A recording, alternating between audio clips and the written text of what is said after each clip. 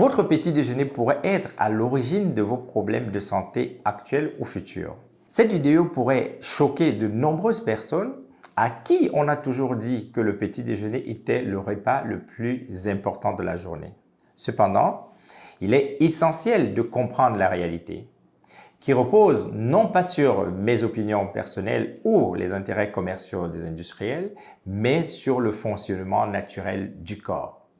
Dans cette vidéo, vous découvrirez que pour la plupart des personnes, le petit déjeuner est même le repas le plus dangereux de la journée.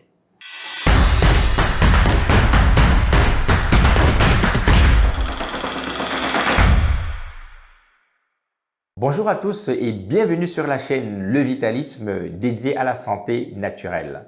Je suis Hervé Ndioya, passionné de santé naturelle et de physiologie. Cette chaîne a pour objectif de partager avec vous des connaissances sur les solutions naturelles afin d'améliorer votre santé et celle de vos proches au quotidien.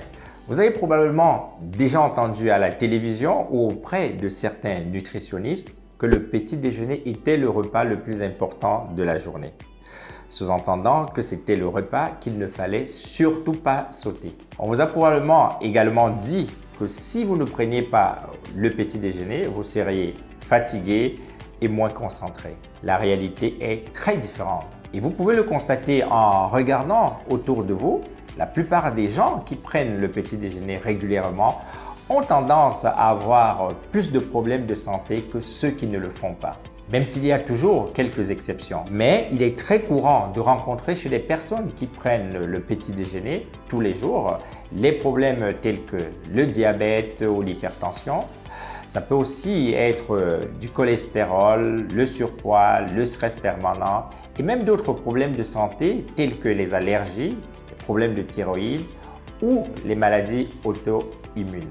À l'inverse, ces problèmes de santé sont très rares chez les personnes qui ne déjeunent pas. Prendre systématiquement votre petit déjeuner le matin n'a pas de fondement naturel et n'est donc pas du tout physiologique. Pourquoi le petit déjeuner peut-il être dangereux?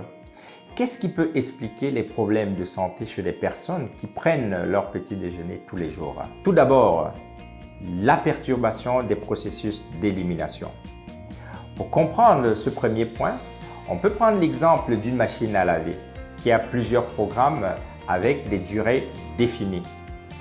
De même, le corps humain est doté de plusieurs programmes, parmi lesquels un programme de nettoyage ou d'élimination qui s'exécute automatiquement la nuit vers 4 heures et se termine vers midi.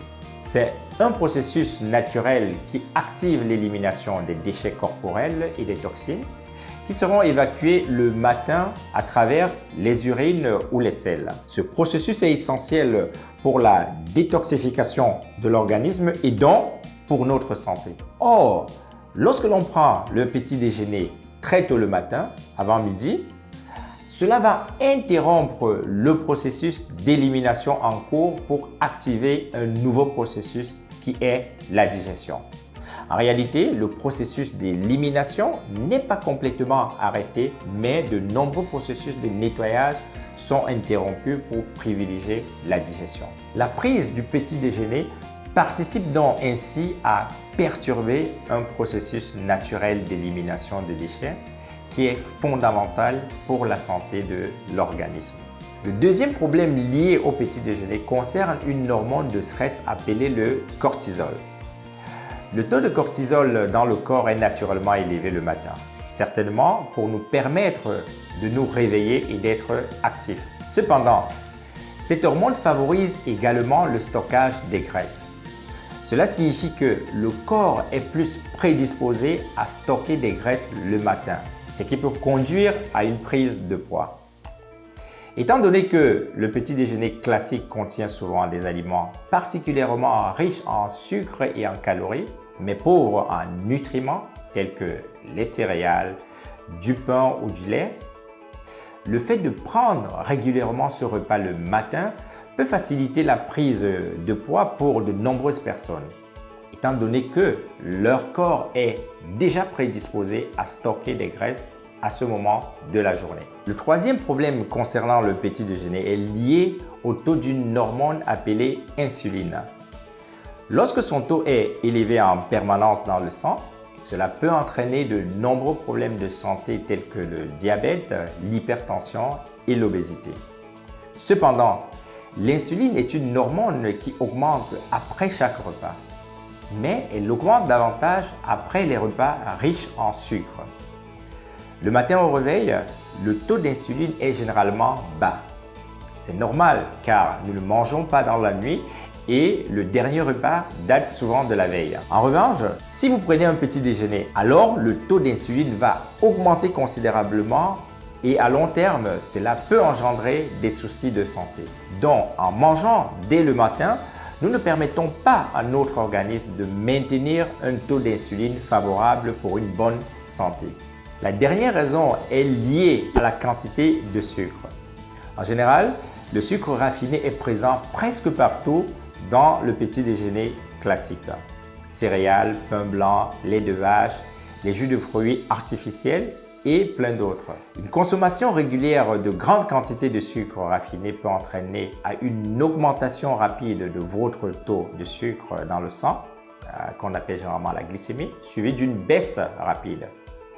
Cela peut engendrer une sensation de fatigue ainsi qu'une envie de manger des aliments sucrés tout au long de la journée. L'inflammation s'installe également dans l'organisme avec la consommation de grandes quantités de sucre raffiné.